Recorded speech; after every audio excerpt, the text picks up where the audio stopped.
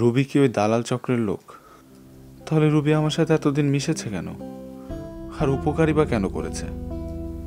আমি যেন ওই দালালের কথা পুলিশকে না জানাই, সেজন্যে ধরা পড়ে যাওয়ার ভয়।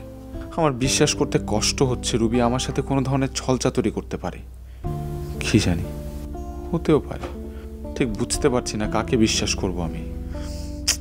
তার অসহ্য লাগছে, নিজের চোখে দেখলাম।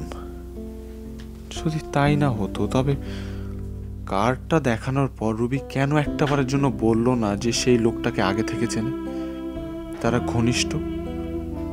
আমি হিসাব মেলাতে পারছি না।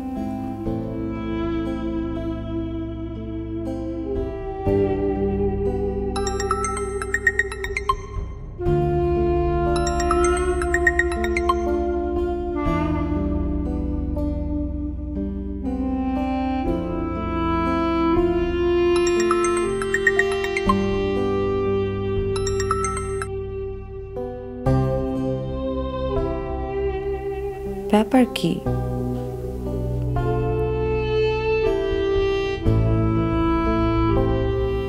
থাক, হয়তো অন্য কিছু নিয়ে ব্যস্ত আছে, কাল কথা বলবো।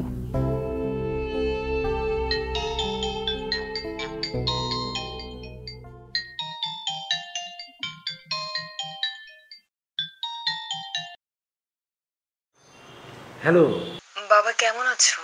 আমি ভালো আছি, তুই কেমন আছিস? আমি ভালোই আছি। তোমার শরীর এখন কেমন বাবা?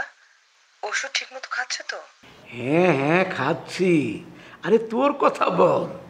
মার কথা খুব মনে পড়ে বাবা, জানো তোমাকে দেখতে খুব ইচ্ছে করছে বাবা। আমারও তো তোরে দেখতে ইচ্ছা করে মা, সেই কত বছর তোরে দেখি না। আমার জন্যই তো তোর এই অবস্থা। বাবা শোনো, এইসব নিয়ে এখন আর কথা বলো না। নিজেকেই যে অপরাধী মনে হয় রে মা। এইসব নিয়ে এত টেনশন করো না তো, এত টেনশন করলে তোমার শরীর খারাপ করবে। ঠিক আছে ঠিক আছে, আমি আর টেনশন করব না। তুই নিজের দিকে খেয়াল রাখিস, বিদেশের মাটিতে থাকিস, কখন কি হয় না হয়। বাবা এখন রাখি, কাস্টমার আসছে, পরে কথা বলবো। আচ্ছা ঠিক আছে, ভালো থাকিস।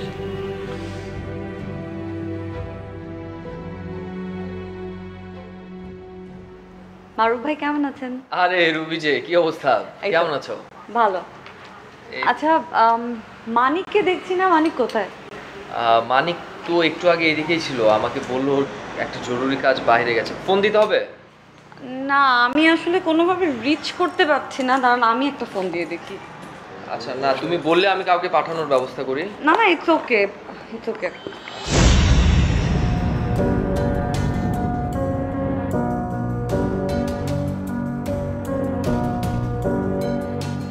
ব্যাপারটা কি? মানিকের কি হলো? নিজেও ফোন করে না, আমি করলেও ধরে না। আমার ওপর কি রাগ করলো নাকি? মারুফ ভাই, আমি আসি। মানিক আসলে বলবেন যে আমি ওকে খুঁজেছিলাম। আরে হ্যাঁ, কি বলো, আসি, একটা কফি খেয়ে যাও। আমার কাজ আছে, আরেকদিন আসবো। Bye bye.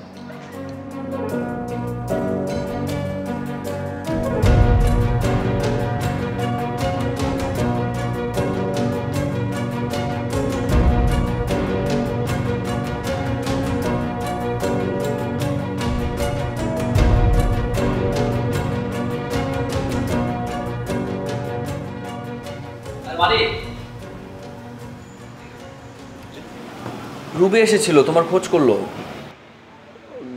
জি স্যার, আমার তো মাত্রই কথা হলো।